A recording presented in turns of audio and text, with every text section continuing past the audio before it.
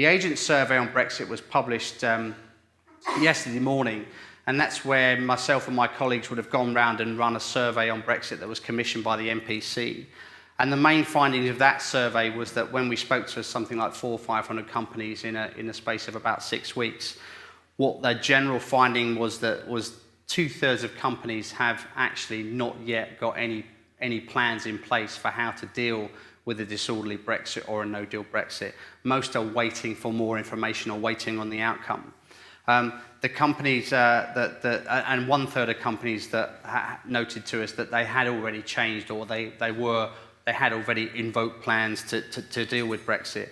The sector that had got the greatest plans in place was in the services sector, business services, most likely to be the financial sector because they've had a lot of pressure from places like the Bank of England to get systems and plans in order to cope with disorderly Brexit.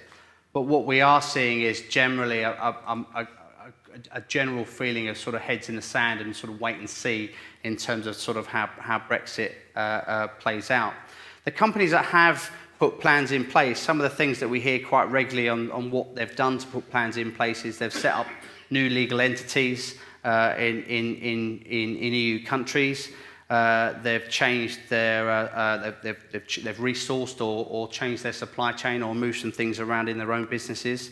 There's a few instances of relocation, but very few. I don't hear many stories about relocations, but there are a few. And things like applications for AEO status, so that there's a chance of some kind of preferential status in the immediate aftermath of Brexit. Although, again, we hear there's quite a long waiting list and delays around that.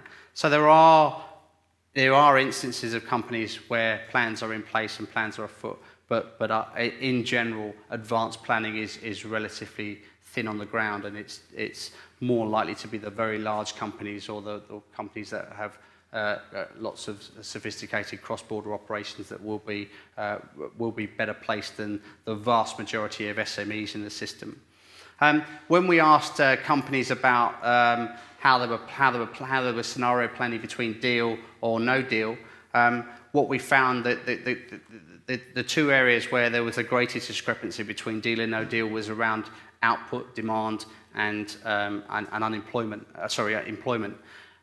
With demand, there was quite a large switch between the expectation of what would happen to demand in the result of a deal scenario versus a no-deal scenario. So in a no-deal scenario, there was an expectation there'd be quite a significant contraction in demand. Sales would fall quite sharply, as much as sort of 7-8%.